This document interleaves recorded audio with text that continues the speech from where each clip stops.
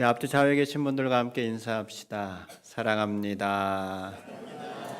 축복합니다. 네.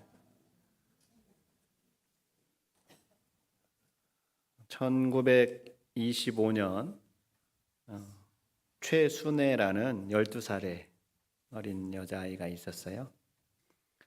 이 여자아이가 자신의 친오빠를 그리워하면서 동시를 하나 썼습니다.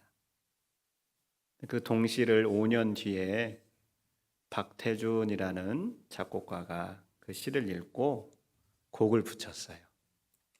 그래서 우리에게 아주 익숙한 동요 한 곡이 탄생하게 됐는데 그 곡이 오빠 생각이라는 곡이에요.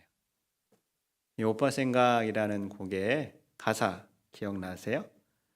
뜸북 뜸북 뜸북새 논에서 울고 뻐꾹 뻐꾹 뻐꾹새 산에서 울 때 우리 오빠 말 타고 서울 가시며 어떻게 하신다고요?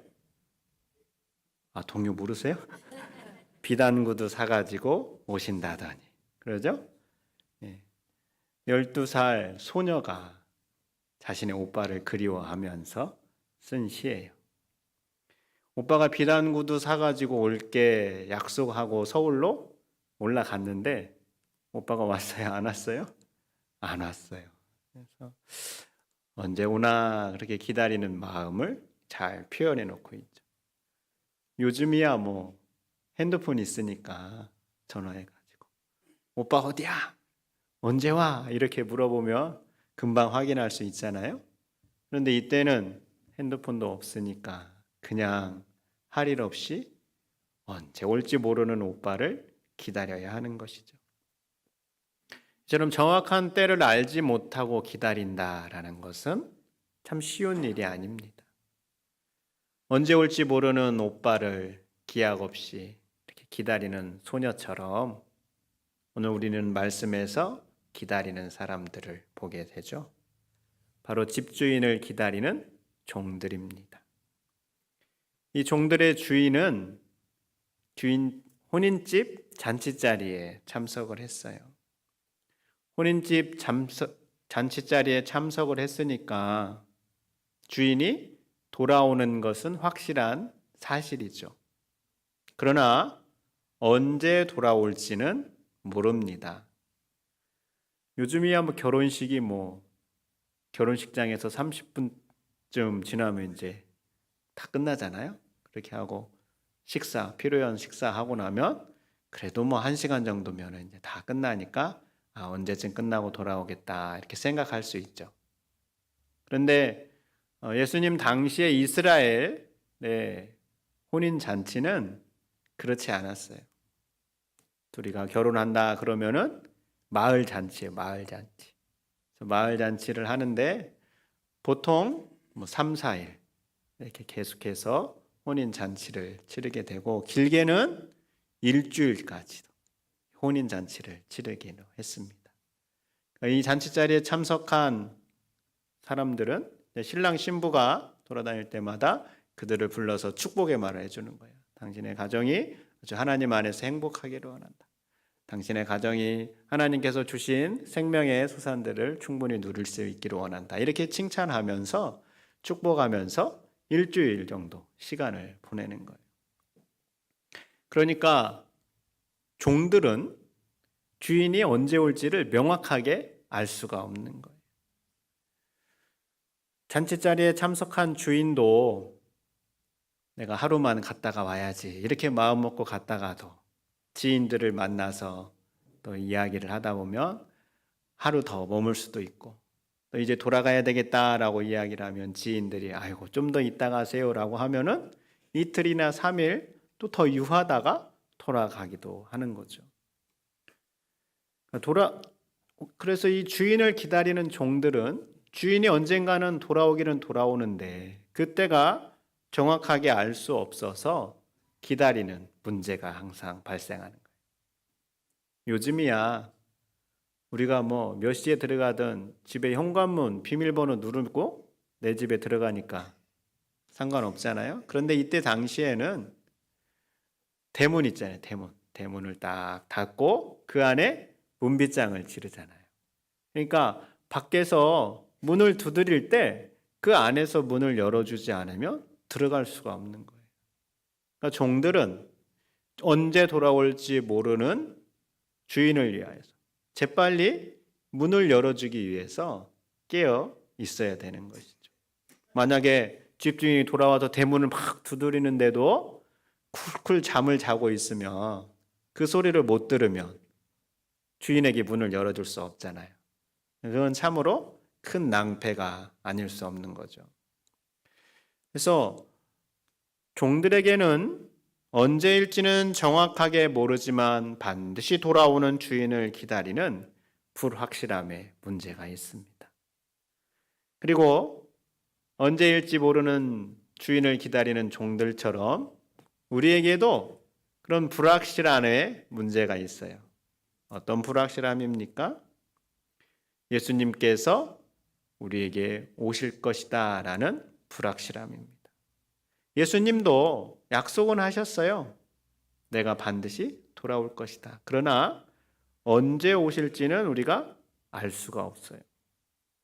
그래서 주인을 기다리는 종들처럼 우리도 예수 그리스도를 기다립니다. 특별히 오늘부터 우리는 예수님의 오심을 기억하고 기대하는 대림절의 기간을 보내게 될 것입니다. 이 초에 불이 하나가 켜져 있습니다. 이제 하나씩 더 밝혀지게 될 터인데 우리는 이 초가 하나씩 켜질 때마다 이 땅에 이미 오셨던 예수님 또 다시 오실 예수님을 기억하면서 기대하면서 보내는 것이죠. 그러면 우리가 기대하는 것처럼 예수님은 분명히 우리에게 다시 오신다라고 말씀하셨습니다. 그리고 이것은 성경이 우리에게 증거하는 바이기도 합니다. 사도행전 1장 11절에 보니까 이르되 갈릴리 사람들아 어찌하여 서서 하늘을 쳐다보느냐 너희 가운데서 하늘로 올려지신 이 예수는 하늘로 가심을 본 그대로 오시리라 하였느니라.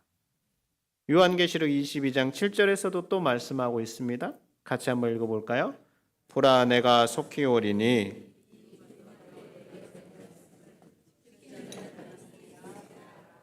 아멘. 예. 주님께서 하늘로 올라가신 그대로 다시 오실 것이다 라고 약속하셨습니다. 그리고 우리는 이 약속대로 주님께서 다시 오실 것을 믿고 기다리고 있죠. 그런데 문제는 언제 오실지는 말씀하지 않으셨다라는 거예요. 혹시 예수님이 언제 오실지 아시는 분 계세요? 마태복음 24장 36절에 보니까 이렇게 말씀하셨어요. 그러나 그날과 그때는 아무도 모르나니 하늘의 천사들도 아들도 모르고 오직 아버지만 아시느니라. 그러니까 그날과 그때는 아무도 모른다라는 거예요. 오직 아버지 하나님만 아신다. 그러니까 몇 날 며칠 몇 시에 예수님이 오신다 이렇게 이야기하는 사람들의 말은 전부 다 거짓말입니다. 우리가 그런 이야기에 넘어가면 안 돼요. 오직 아버지 하나님만 아시는 거예요. 성경대로 예수님께서 하늘나라로 올라가셨고 다시 오시겠다라고 약속하셨지만 우리는 정확하게 알 수는 없고 그렇게 약속하신 시간이 지금 2000년도 넘게 흘러가고 있습니다. 그리고 시간이 지나면 색이 바래지고 기억도 가물가물해지고 흐릿해지죠. 그래서 이 긴 시간의 흐름으로 우리에게 이러한 생각이 들 수도 있습니다. 주님이 다시 오시기는 하는 것일까? 아예 잊고 사는 경우가 있죠. 우리 중에 주님이 오신다라는 것을 늘 기억하며 사시는 분이 계십니까? 아마 잘 안 계실 거예요. 혹은 주님이 오기는 오시지만 언제 올지 모른다라고 했으니까 주인을 기다리는 종들처럼 일단은 편하게 놀고 먹자, 쉬자 이러한 생각으로 이 시간을 보내는 경우도 있을 수 있습니다. 마치 아이들이 부모님이 집을 비우면 일단은 신나게 노는 것과 같은 거죠. 또는 예수님의 오심은 나와 전혀 상관없는 일처럼 생각할 수도 있습니다. 저는 우리는 예수님의 오심을 믿는다라고 하지만 우리는 우리의 눈에 보이는 일상의 삶이 더 크게 다가오고 또 예수님은 언제 오실지 우리가 명확하게 알 수 없기 때문에 그 오심을 잊어버리고 나와 상관없는 먼 이야기처럼 생각하며 살아갈 수도 있습니다. 이러한 생각으로 우리가 살아가고 있을지라도 적어도 오늘 말씀을 통하여서 우리가 주목해야 할 구절이 있습니다. 주인이 돌아왔을 때 그 주인이 종들에게 어떻게 해주는가라는 거예요. 오늘 본문의 37절을 같이 우리가 한 목소리로 읽어봅시다. 시작. 주인이 와서 깨어있는 것을 보면 그 종들은 복이 있으리로다. 내가 진실로 너희에게 이르노니 주인이 띠를 띠고 그 종들을 자리에 앉히고 나와 수종 들리라. 아멘. 자, 여러분 본문을 구절을 잘 보세요. 주인이 돌아왔을 때 어떻게 하시겠다라는 거예요? 주인이 띠를 띠고 그 종들을 자리에 앉히고 나와 수종 들리라. 이렇게 말씀하고 있어요. 띠를 띈다라는 것은 옛날에 이스라엘 사람들이 입는 옷은 제 옷처럼 이렇게 통으로 하나로 되어 있는 거예요. 그래서 활동을 가볍게 하기 위해서 이 허리에 띠를 띠는 경우가 있습니다. 그러니까 주인이 종들을 잘 시종 들기 위해서 섬기기 위해서 허리에 띠를 띠고 종들을 섬기겠다라는 거예요. 여러분 이 구절을 읽을 때 여러분 어떠세요? 저는 이 구절을 읽으면서 깜짝 놀랐습니다. 어찌 이런 일이? 여러분 종이 주인을 섬겨야 합니까? 주인이 종을 섬겨야 됩니까? 예, 그렇죠. 종이 주인을 섬겨야 되는 것이 당연한 일입니다. 그런데 오늘 말씀을 보니까 주인이 종을 섬긴다라는 거예요. 여기 수종든다라는 단어는 봉사하다, 시중들다라는 뜻인데 이 단어에서 집사라는 단어가 유래했어요. 그래서 집사는 봉사하는 사람, 시중드는 사람이라는 뜻입니다. 그러니까 우리가 교회에서 내가 집사 직분 이상을 받았다라는 것은 내가 봉사하는 사람, 시중드는 사람이다라는 것을 꼭 기억할 필요가 있습니다. 그럼 종에게 시중드는 주인이 있습니까? 종에게 시중드는 주인 아마 없을 거예요. 그런데 오늘 본문에서는 주인이 돌아와서 종에게 시중을 들겠다라고 말씀하고 있어요. 어째서 주인이 이렇게 하는 것일까요? 주인이 베푸는 은혜이죠. 주인이 이러한 은혜를 왜 베푸는가? 자신이 언제 돌아올지 모르는데 그 언제 돌아올지 모르는 그 때를 위하여서 종이 깨어 기다리고 있다가 자기가 문을 두드렸을 때 재빨리 문을 열어주는 수고로움을 했기 때문에 주인이 그 종이 너무 기특하고 고마운 거예요. 그래서 그 종에게 주인이 은혜를 베풀어 주는 것입니다. 그리고 이렇게 주인의 시중을 받는 종에 대하여서 오늘 말씀은 바로 그러한 사람이 복 있는 사람이다라고 말씀하고 있어요.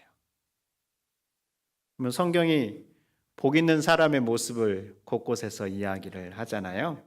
우리가 잘 아는 시편 1편에서는 복 있는 사람의 모습을 시냇가에 심은 나무와 같다라고 묘사를 하죠. 시냇가에 심은 나무처럼 왕성하게 자라서 많은 열매를 맺는 것이죠.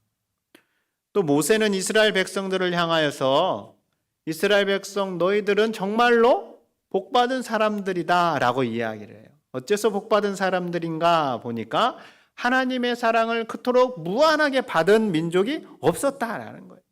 그러면서 이스라엘 백성들을 복받은 민족이라고 이야기를 합니다. 또 예수님은 제자들에게 8가지 복을 말씀을 하시는데 우리가 아까 찬양한 것처럼 심령이 가난한 자 복이 있다. 애통하는 자 복이 있다. 온유한 자 복이 있다. 이런 여러 가지 복의 이야기를 하죠. 그런데 이 복은 전부 내면에 관련된 복입니다. 우리가 복 있는 사람의 모습을 성경 곳곳에서 확인하지만 오늘 본문의 말씀처럼 주인이 종에게 시중드는 모습, 그러한 모습은 이곳이 유일해요. 복 있는 사람의 모습을 주인이 시중회를 받는 사람의 독특한 것으로 오늘 여기에서 말씀하고 있는 것이죠. 우리 가운데 나보다 좀 더 높은 위치에 있다라고 생각되는 사람에게 시중을 받아본 경험이 혹시 여러분 있습니까? 예를 들어서 전주시장이나 대통령이 여러분의 시중을 들어준다면 여러분은 어떻게 했어요? 행복하고 자랑할 만하겠죠? 내가 대통령의 시중을 받았어. 대통령이 나에게 시중을 들어줬어.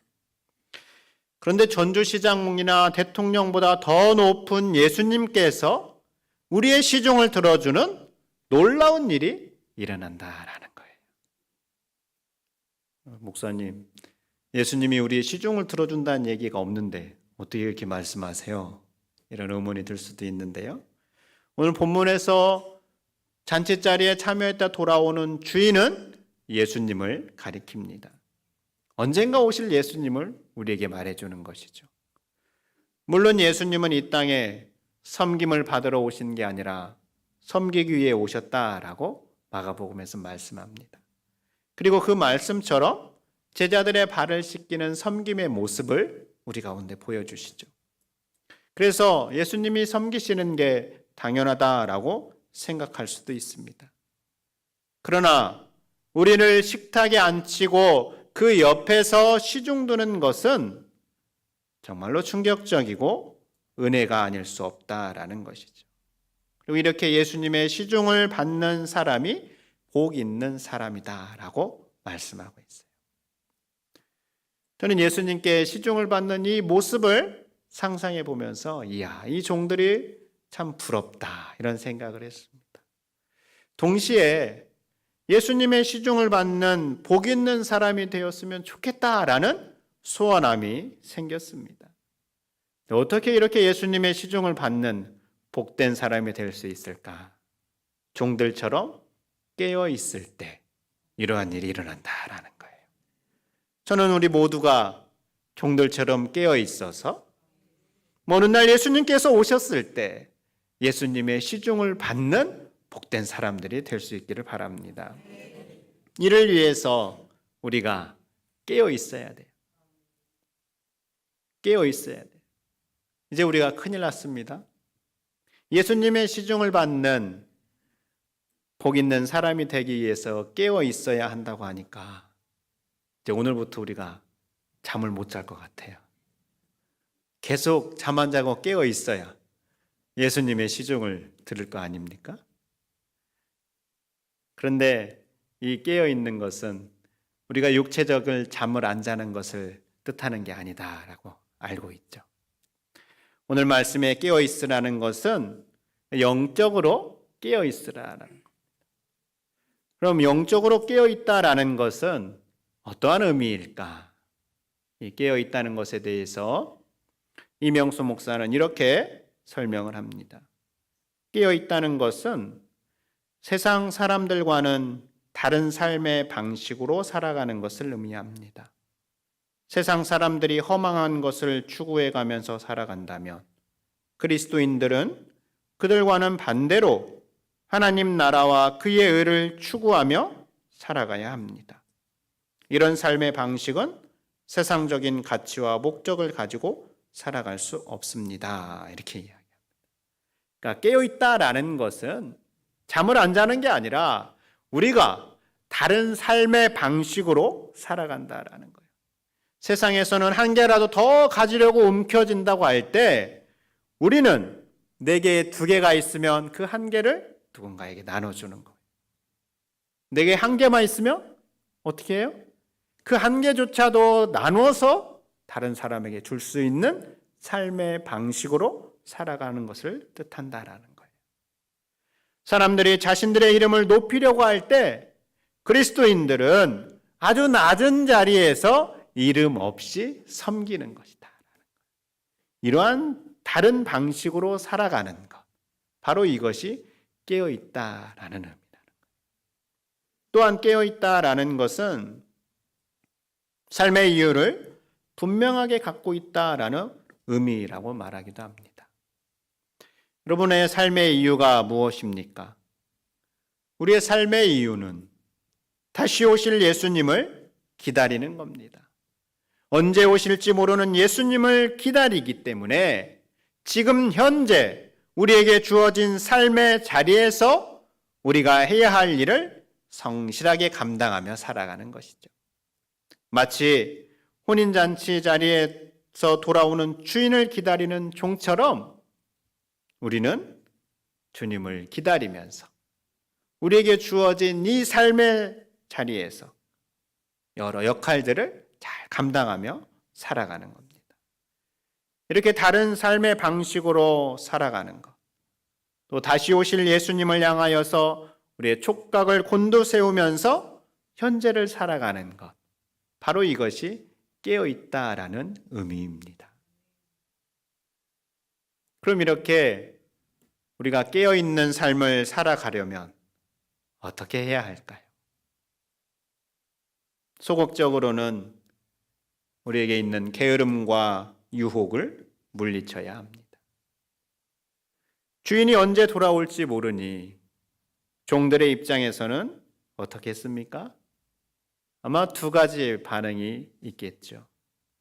첫 번째는 언제 올지 모르지만 맡겨진 역할을 잘 감당하겠다라는 거죠. 주인이 1시간 지나고 올지, 하루가 지나고 올지, 이틀이 지나고 올지 모르지만 나는 내게 주어진 역할을 잘 감당하겠다. 이렇게 이야기하는 종들이 있을 수 있고, 또 다른 종들은 아유, 주인이 어떻게 1시간 만에 오겠어? 하루 만에 오겠어? 이렇게 반응을 하면서 일단은 우리가 좀 편안하게 쉬자, 잠도 좀 자자, 이렇게 이야기하는 반응이 있겠죠. 이 두 가지 반응 중에 여러분은 어느 쪽에 해당되는 것 같습니까? 저는 후자 쪽에 이끌리는 것 같습니다. 언제 올지 모르는 주인을 기다릴 때 맡겨진 역할을 잘 감당하며 지내는 게 중요하지만 저는 저의 육체의 욕구를 따라갈 때가 많기 때문에 그렇습니다. 그래서 주인이 언제 올지 모르니까, 그리고 금방 오겠어? 이러한 생각 아래 일단은 좀 편하게 쉬자, 놀고 먹자, 이런 생각 아래 게으름에 빠질 때가 있는 것이죠. 주인이 없으니까 적당하게 놀자라는 유혹도 있는 것이죠. 만약에 주님이 일주일 뒤에 오신다라는 것을 우리가 알게 된다면 우리가 느슨하게 신앙생활을 하겠습니까? 아이고, 큰일 났다. 주님 오시기 전에 그래도 성경도 한 번이라도 읽고 기도도 더 많이 하고, 그리고 자랑할 만하게 전도도 하고, 또 부끄럽지 않게 섬김도 더 해야지 라는 마음으로 우리의 마음이 분주하지 않겠어요? 그러나 언제 올지 모르니까 우리는 이렇게 살아가는 게 쉽지 않아요. 우리를 유혹하는 것, 여러분을 게으르게 하는 것들이 무엇이 있습니까? 스마트폰입니까? 드라마입니까? 내가 참석해야 할 많은 만남들입니까? 여러분을 게으르게 하는 것이 무엇입니까? 피곤함입니까? 분주함입니까? 우리를 자꾸만 게으르게 하는 것, 우리를 유혹하는 것들을 물리치는 것, 바로 이것이 우리가 깨어 있을 수 있는 길이다라는 겁니다.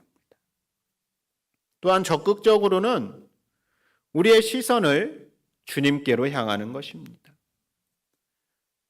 종은 주인이 돌아올 때 재빨리 문을 열어주기 위해서 취해야 될 자세가 있습니다. 그것은 집안의 좀 더 높은 곳에 올라가서 주인이 돌아올 저 길을 하염없이 바라보고 있는 거예요.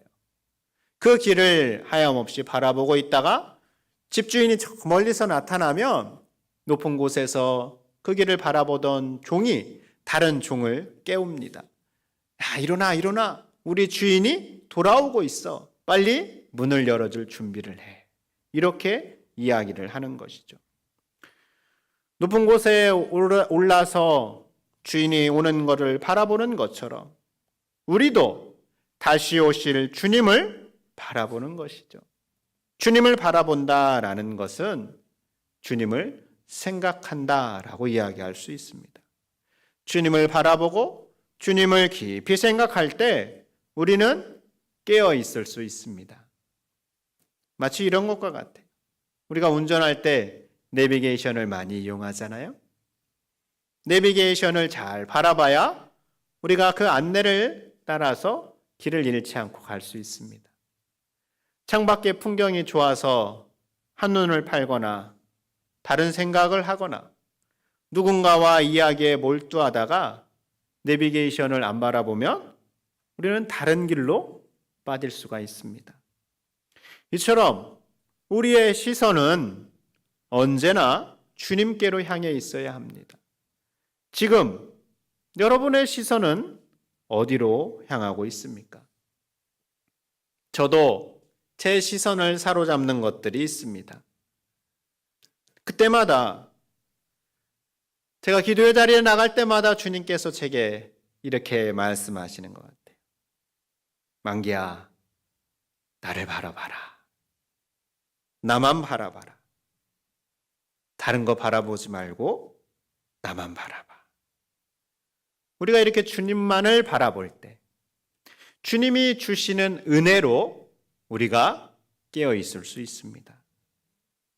언제나 우리가 우리의 시선을 주님께로 향하여서 늘 깨어 있는 우리가 될 수 있기를 바랍니다. 사랑하는 성도 여러분, 대림절은 등불을 들고 주인을 기다리는 그러한 시절입니다. 주님은 우리가 깨어 기다리고 있다가 재빨리 문을 열어드려서 그러한 우리를 향하여서 복이 있는 사람이라고 칭찬을 듣기 원하십니다. 그리고 그렇게 칭찬 듣는 우리들을 친히 식탁에 앉히시고 친히 섬기시겠다라고 말씀하고 있습니다. 이 복된 사람이 누가 되어야 할까요? 저와 여러분이 되어야 하지 않겠습니까? 이 복된 사람이 되기 위해서는 우리는 깨어 있어야 합니다. 우리를 무감각하게 하는 게으름과 유혹을 경계하면서 일상의 자리에서 깨어 있어야 돼요. 세상은 우리의 시선을 빼앗고 우리의 마음을 분산시키지만 우리의 시선은 언제나 예수 그리스도께로 향해야 하는 것이죠.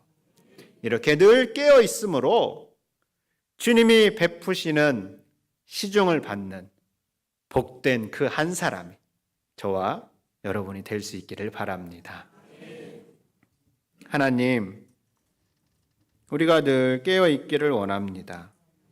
우리를 유혹하고 우리를 게으르게 하는 것들을 물리치고 예수 그리스도를 바라봄으로 깨어 있는 삶을 살아가게 해 주시옵소서. 그래서 훗날 분명하게 오실 예수님을 영접함으로 주님께서 베푸시는 은혜와 복을 받아 누리는 복된 자들이 되게 해 주시옵소서. 예수님 이름으로 기도드립니다. 아멘.